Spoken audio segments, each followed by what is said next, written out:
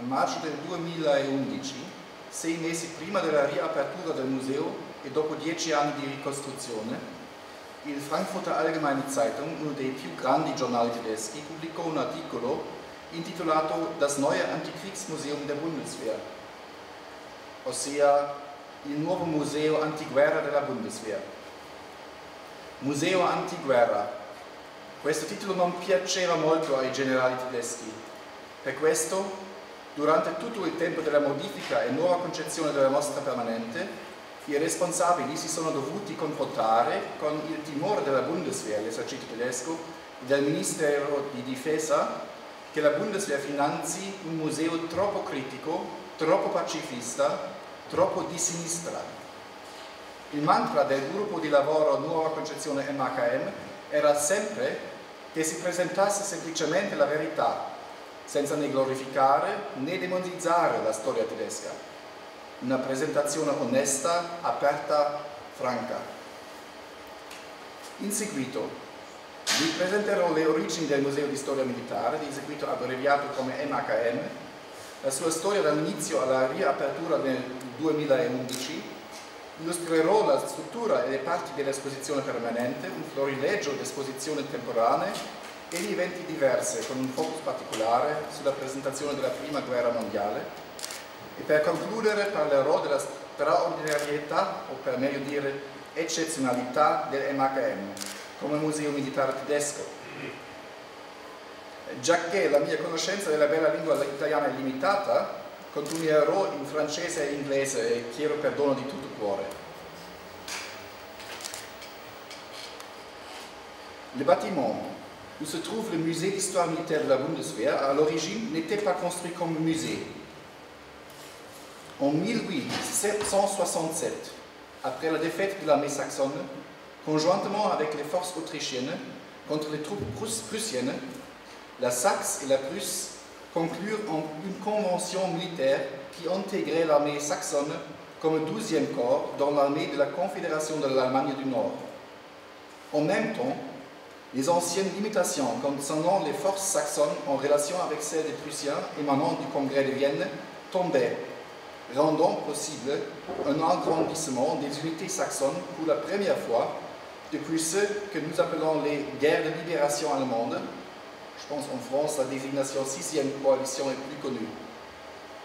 Alors, sous le règne d'Albert, roi de Saxe de 1873 jusqu'à sa mort en 1902, et sous la responsabilité de son ministre de la guerre, le général von Fabrice, au nord de Dresde naquit la Albertstadt, la ville roi Albert, le complexe des casernes, le plus grand et le plus moderne de toute l'Europe, et en son centre, l'arsenal, essentiellement correspondant à la surface contemporaine du musée.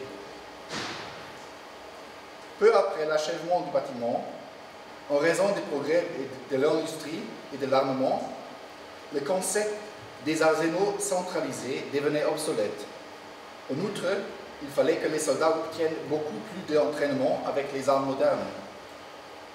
Ainsi, dès 1897, l'arsenal était utilisé à nouveau comme un musée, abritant les Königliche Arsenalsammlungen, les collections royales de l'arsenal, combinaison de plusieurs collections d'armes. Alors je ne vais pas vous ennuyer avec l'histoire allemande du XXe siècle. Ici, il suffit de dire que la collection de Dresde a continué jusqu'à l'année 1945, participant à tous les auteurs et profondeurs de l'Allemagne. Après la Seconde Guerre mondiale, qui dévasta la plupart de l'Europe, le 13 et 14 février 1945, la vieille ville de Dresde était anéantie par des bombes anglaises et américaines. Comme dit le livre des Proverbes, l'orgueil précède la chute. On comprend l'effet de la destruction en comparant les photographies du cœur de la ville avant et après l'attaque. L'ancienne collection royale de l'arsenal, comme la plupart des collections d'art de Dresde, fut confisquée par les agents de l'armée soviétique et transportée à Moscou. Le bâtiment, vidé, mais faisant partie des rares bâtiments presque intacts de Dresde, fut réutilisé comme lieu culturel où se tenaient des concerts, expositions, kermesses, salons, conférences, et n'oublions pas le fameux marché de Noël, appelé Striezelmarkt. La Stadthalle, ou Nordhalle, Halle de Ville, Halle du Nord, respectivement, comme on l'appelait, était en effet devenu le palais de la culture de Dresde. Quand en 1956, avec la collection de peintures, une partie de l'inventaire de l'arsenal fut restituée, le bâtiment était encore occupé par des fonctions culturelles. Ainsi, la collection militaire fut emportée à Potsdam. En 1961, le Deutsches Armeemuseum, musée allemand de l'armée, ouvrit ses portes dans le palais de marbre à Potsdam. En 1969, le Kulturpalast, palais de la culture, construit à nouveau au centre de la ville de Dresde, fut inauguré. La Nordhalle était à nouveau libre et la collection d'antan fut rapportée de Potsdam. En 1972, l'Armeemuseum de la DDR, musée de l'armée de la RDA, fut rouvert. Son exposition permanente, créée selon le dernier cri de la pédagogie muséale, est demeurée en place jusqu'à la réunification et même au-delà. Au moment de la réunification de l'Allemagne, la Bundeswehr eut ainsi l'opportunité de reprendre un musée situé en un lieu riche en tradition, possédant une collection importante et posé sur terrain appartenant au gouvernement fédéral. Le ministre de la Défense d'alors, Dr. Gerhard Stoltenberg, décida d'intégrer dans la Bundeswehr le musée avec sa dépendance sur la forteresse de Königstein. La Konzeption für das Museumswesen in der Bundeswehr, Conception pour les musées dans la Bundeswehr, du 14 juin 1994, définit à nouveau la mission du musée et collection dans la Bundeswehr. Cette conception posa des objectifs de contenu et définit à nouveau l'organisation des musées. Le Militärhistorisches Museum der Bundeswehr à Dresde devint le musée directeur de l'interconnexion des musées et collections de la Bundeswehr. Les objectifs à terme nécessitaient une modification totale tant du bâtiment que du contenu. On fit un appel d'offres pour le réaménagement du musée d'histoire militaire de la Bundeswehr. Ce concours fut remporté par l'architecte Daniel Liebeskind, conjointement avec le bureau de design intérieur, professeur H.G. Merz. Et voilà le dessin. À l'aide du logo, dessiné par M. Liebeskind, je vais vous expliquer les éléments de la symbolique. Le bâtiment historique qui a dû être réhabilité désigne la continuité.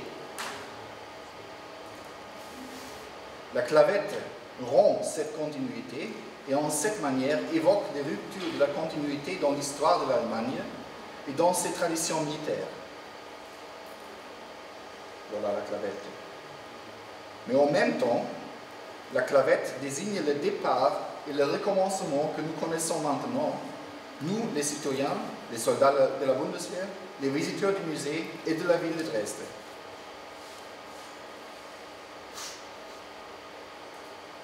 En effet, le musée comporte deux expositions. Une exposition classique, arrangée selon la chronologie, et une exposition thématique. Voici quelques images de la partie chronologique qui, à son tour, est partagée en trois sections. La première section présente l'histoire de 1300 jusqu'au début du XXe siècle. Mais contrairement aux expositions classiques d'histoire militaire, il ne s'agit pas d'une suite de batailles et guerres, de conclusion de la paix et d'alliances. L'histoire militaire est inséparablement mêlée avec l'histoire ordinaire, l'histoire des individus. Considérez par exemple cette veste d'uniforme du capitaine Georg Ernst von und zu Gilsa, qui vit de 1740 jusqu'à 1798. Il porta cette veste à Villinghausen, bataille de la guerre de 7 ans, 15 et 16 juillet 1761. Von Gilsa était un officier de l'armée de Hesse-Kassel. À l'âge de 21, un boulet de canon lui cassa le bras qui subséquemment était amputé. Il quitta le militaire, se maria avec des enfants. Pendant la première coalition, il devint colonel en 1794 et mourut en 1798. Cette veste nous parle du danger auquel la guerre expose les soldats, de la guerre de 7 ans et de la bataille de Fellinghausen en particulier, du fait de Georg Ernst von Zu-Gilsa et de la fidélité de sa famille qui a conservé la veste jusqu'à nos jours. Face à cette veste, un portrait comme ceci de Frédéric II, roi de Prusse, peint par David Mathieu en 1443, nous apparaît sous un autre jour. Le jeune roi est portraituré comme guerrier, en cuirasse et veste d'uniforme. Comme von Gilsa, il était un officier, quoique commandant, et comme von Gilsa, sa vie était un danger plus qu'une fois. En intégrant ces éléments, le portrait gagne une signification additionnelle. L'homme, l'individu est au centre de l'histoire, même militaire. Permettez une petite digression. Un trait récurrent de l'exposition est la biographie parallèle. Ici, par exemple, nous trouvons deux biographies courtes. L'une de Nikolaus Graf Luckner, maréchal de France et général de la Révolution. Et à côté, à droite, celle de Paul ou Peter Böhmer, fantassin ordinaire saxon. Les deux faisaient partie des guerres révolutionnaires. Les deux sont présentés ici sans évaluation ou préférence. Il n'y a pas d'héros dans notre musée, c'est-à-dire nous ne canonisons des héros. Ils sont là, sans doute, mais il faut que le visiteur les identifie. Dans la deuxième section de la chronologie, qui occupe le même volume que la première partie, l'époque des guerres mondiales de 1914 jusqu'à 1945 se présente en deux parois miroitant les thèmes principaux communs entre deux guerres. L'économie de la guerre, la patrie et l'Hinterland, les femmes, etc. Voilà un des tableaux qui introduisent les sous-thèmes. Le Ghost Rider, le chevalier spectre, ça veut dire l'uniforme et l'attirail d'un soldat allemand de la Première Guerre mondiale avec son cheval, prêt pour une attaque de gaz toxique. Voici à gauche, en haut, la fameuse mitrailleuse allemande MG 0815 0815, une des premières mitrailleuses légères allemandes, largement utilisée par les troupes allemandes à partir de 1915. Sa vaste diffusion a donné naissance à l'expression allemande 0815 0815, employée pour désigner quelque chose d'ordinaire ou de commun. Puis en bas à gauche, l'intérieur d'un submersible allemand individuel de la Seconde Guerre mondiale, et à droite, les éclats d'une grenade de la Première Guerre mondiale.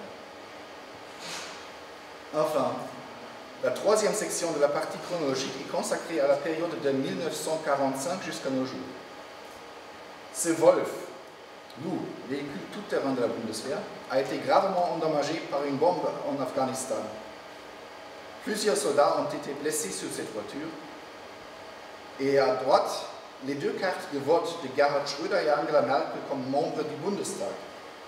La Bundeswehr étant une armée du Parlement, pour chaque engagement, il est nécessaire de gagner la légitimation du Parlement. Et ce sont les parlementaires, comme représentants du peuple, qui ont mandaté les soldats allemands et qui sont à terme responsables pour leur bien-être. Voici un autre objet qui a fait se lever bien des sourcils. Quelques échelles utilisées par les fugitifs à Ceuta et Melilla pour surmonter les clôtures douanières autour des enclaves espagnoles en Maroc. Et des sacs de sable, témoins de l'engagement de la Bundeswehr pendant l'inondation de l'Oder en 1997. Pas exactement ce qu'on attendrait dans un musée d'histoire militaire, mais certainement des défis du XXIe siècle. Suit le parcours thématique qui commence tout en haut dans la pointe de la clavette, le panorama de Dresde. Situé au 4e étage, c'est ici qu'on comprend vraiment le canton symbolique de l'architecture de Daniel Libeskind. La clavette, ou si vous voulez la flèche, a un angle d'exactement 40,1 degré, et elle montre exactement au lieu dit Ostragehege, vieille chasse des princes électeurs saxons, où en 1945, un grand stade servait de repère pour les bombardiers anglais. Et d'où une zone de destruction d'angle de 40,1 degrés s'ouvrait sur la vieille ville de Dresde. Par la suite, le parcours thématique éclaire les différents aspects de la guerre dans la vie quotidienne. Le troisième étage, alors nous marchons dos en bas, au troisième étage, la section guerre et mémoire pose la question comment les Allemands se souviennent-ils de la guerre? Quelle partie de guerre des siècles passés ont-ils trouvé leur place dans la mémoire collective des Allemands? Les objets sont présentés dans des étagères qui ressemblent à ceux qu'on trouve dans les bibliothèques et les archives. La mode a été constamment influencée par le militaire et l'uniforme. Le costume marin était très populaire en Allemagne avant la Première Guerre mondiale, mais aussi d'ailleurs, comme prouve le canard que voici. Le costume au centre, pour un homme, est le Urban Warrior par Vivienne Westwood, couturier de Londres. Et celui de droite, pour une femme, a été créé par Dolce & Gabbana de Milan. Les deux montrent des claires allusions à la mode militaire. Guerre et jeu. La guerre est une des plus anciens thèmes du jeu d'enfant. Tout peut devenir une arme. Une gaufre, des blocs Lego. La maison de poupée de Faith Eaton à Londres était faite à l'épreuve de bombes pendant le foudre de Londres, pendant les années 40. Les gondoles de manège, en forme de véhicules militaires, dont un portant un engin nucléaire, s'avaient occurré en Belgique et France dans les années 60. Les animaux faisaient partie du militaire dès son origine. Les éléphants d'Hannibal, mais aussi ceux des Indes, les oies du Capitole, les différentes bêtes de Somme, mais aussi les sangliers qui étaient enduits de poids et enflammés par les Gaulois, comme nous dit Jules César. Presque toutes les espèces d'animaux ont servi en quelque façon au militaire. La formation des corps discute le trajet d'un individu jusqu'à un nombre d'un groupe, moyennant l'uniforme et l'entraînement. La guerre, cela veut dire aussi la souffrance et la mort. Souvent, ces aspects sont ignorés dans les musées militaires. Chez nous, ils sont présentés en forme de moulage blessés de la Première Guerre mondiale, ce qu'on appelle les gueules cassées, et des prothèses, mais aussi des pierres tombales et des crânes. Nous l'avons fait tout décemment. La plupart des objets est présenté dans cette construction visible à droite, cachée des yeux, mais visible pour ceux qui osent entrer. Il ne faut pas oublier que notamment les progrès techniques civils étaient toujours liés, même jumelés, avec le progrès militaire. Le minuteur à droite a une construction identique à celle du détonateur à retard dans cette bombe.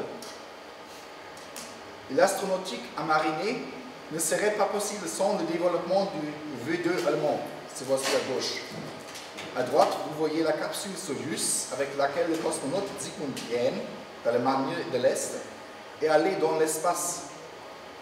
Et là-haut, en contact visuel direct avec le V2, nous rencontrons la maison de poupée de Faith Eaton qui était menacée par les V2 tombant sur Londres. Enfin, la grêle des bombes sont dans la section protection et destruction, ici pendant une performance dansante.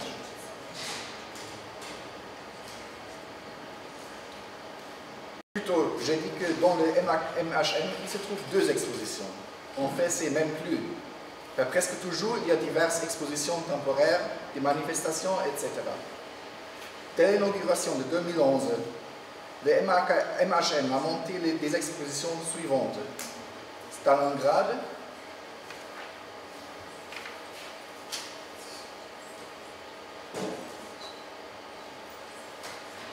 la romantique sanguinaire à propos du bicentenaire des guerres de la libération de la 6e coalition,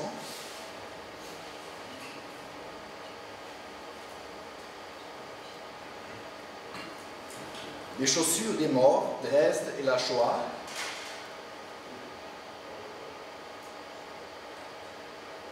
Abattoir 5, la destruction de Dresde selon les témoignages littéraires, War Photographer, James Nachtwey, attentat contre Hitler, Stauffenberg et autres, sur le réseau opposant allemand pendant la Seconde Guerre mondiale, Le musée a vu des événements comme la Peace Academy, sous la devise « Les va-t-en paix », pas les va-t-en guerre, mais les va-t-en paix. La signature d'une nouvelle structure de la Bundeswehr par le ministre de Jadi, Thomas de Maizière. Nous participons régulièrement à la bisannuelle journée porte ouverte de l'Albertstadt.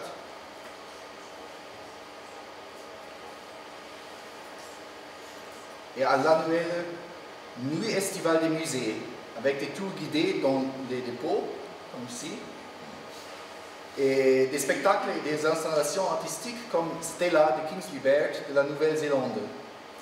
Ici, le ministre de la Défense, Ursula von der Leyen, et le ministre-président de l'État libre de Saxe goûtent les biscuits dont l'artiste a formé son installation. Et à droite, vous voyez notre directeur, le colonel Rock. Et nous avons accueilli le Poetry Slam Guerre vers paix. Alors, this is where my French notes end, and the rest will be in English. I apologize. The Military History Museum Berlin-Gatow Airfield, which is affiliated to us, is currently undergoing a thorough regeneration. However, in the past few years, it has presented its own string of exhibitions which focus on the history of air warfare. These are some visualizations of the new conception of Berlin-Gatow. So privileged camps, aviators of the Western Allies in German POW camps during World War II. From World War to World War, area rearmament in Germany and Hungary. The attack, 75th anniversary of the bombing of Rotterdam, an exhibition prepared in collaboration with the Rotterdam City Museum, which is currently closing its doors in Rotterdam and will be inaugurated in Berlin-Gatow early next year. In this list, I have deliberately left out a handful of exhibitions that are connected with the First World War. These exhibitions show in a nutshell everything that is crucial about our concept. The first of these is War and Madness, which was shown in winter 2014-2015 in collaboration with the Prinzhorn collection in Heidelberg. It presented the reactions to militarism and war in psychiatric hospitals. The highly militarized pre-war society in Germany influenced even those living secludedly in psychiatric wards. And the ubiquity of uniforms and military customs was reflected in the art these patients created behind the asylum walls. In a way, these drawings constitute a premonition of the gruesome fate that was to befall Europe beginning in 1914. In France and the United Kingdom, even after a century has passed, the memory of the First World War is still fresh, and I think in Italy it's the same thing.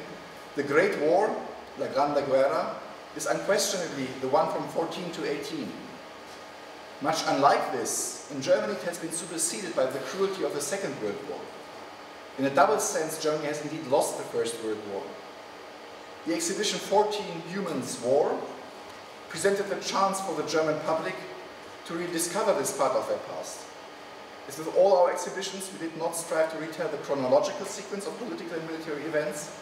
Rather, we examined the question how this war not only became the epitomous catastrophe of humanity, but also manifested itself in countless personal catastrophes.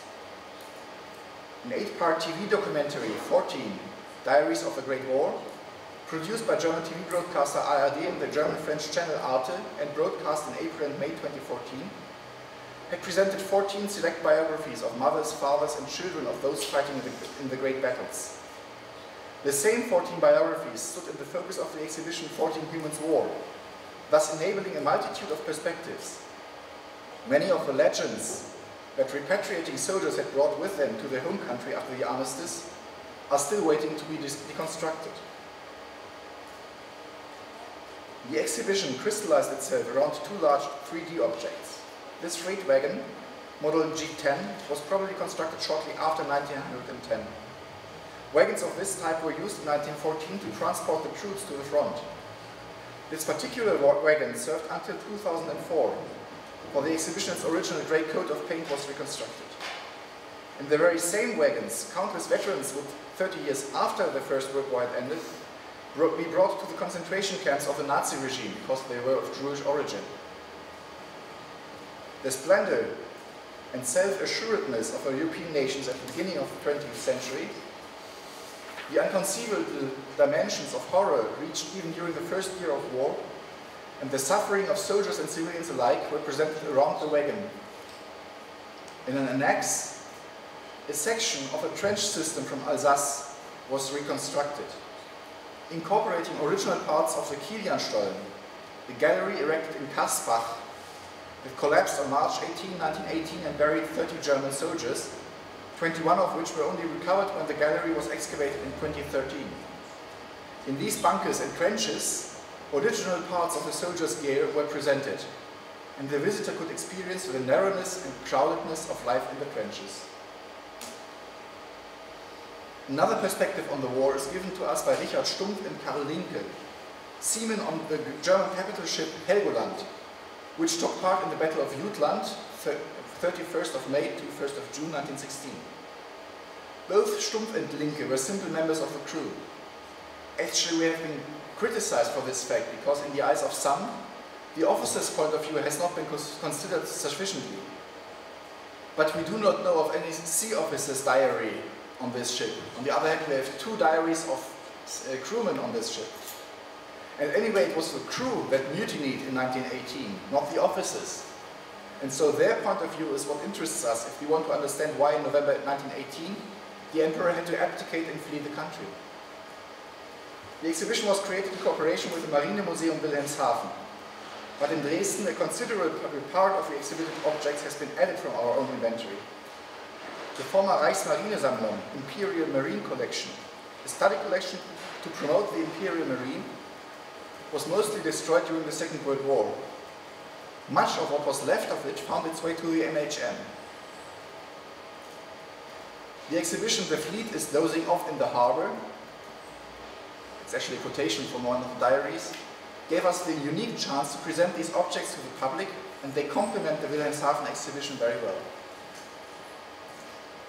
The Berlin branch of the MHM, the former Luftwaffe Museum, Air Force Museum, also commemorates the First World War with an exhibition. Falkenstein Goes to War, Perspectives on a World on Fire, tells the story of Peter Falkenstein, a young reservist from Stotzheim near Euskirchen in the Eifel Mountains, west of Cologne.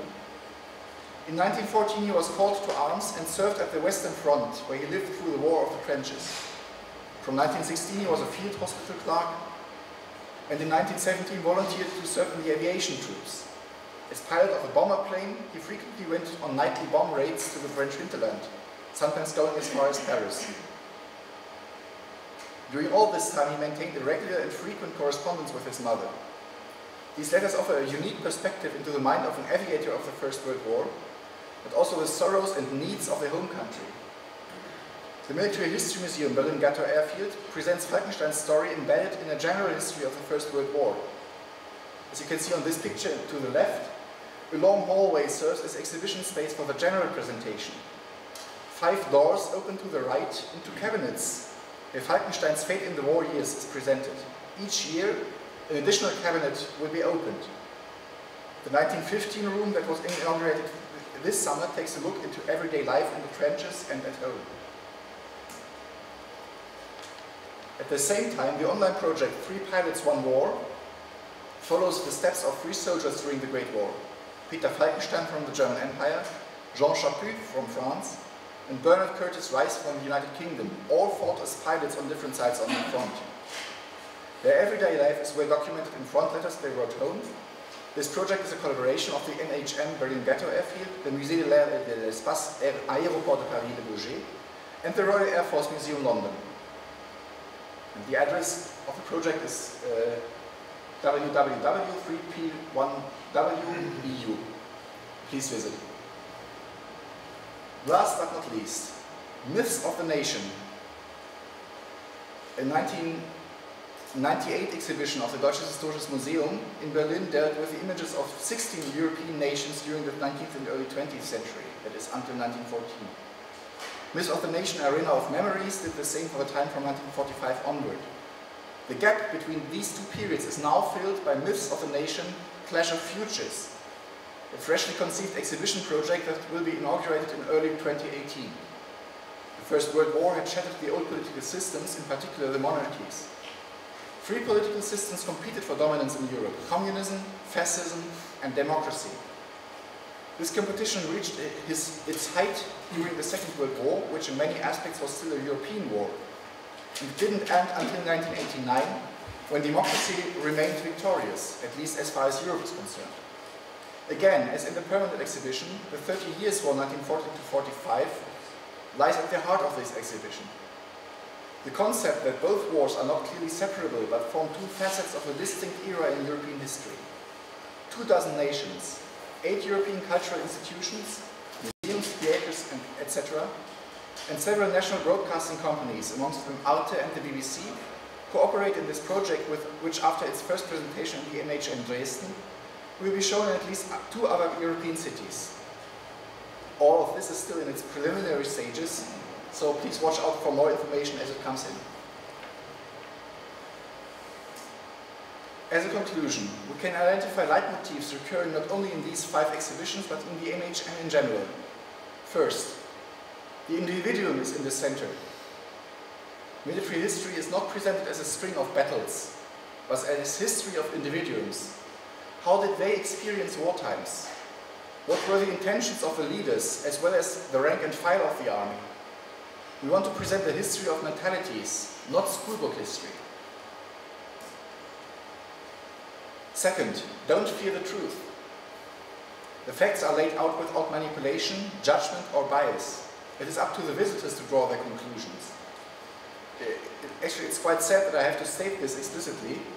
Not only do I get the impression that many military museums in other countries, and in Germany too, are more or less halls of fame of the national military, even we are sometimes confronted with the criticism of German soldiers that feel their chosen profession is presented in an unfavorable light.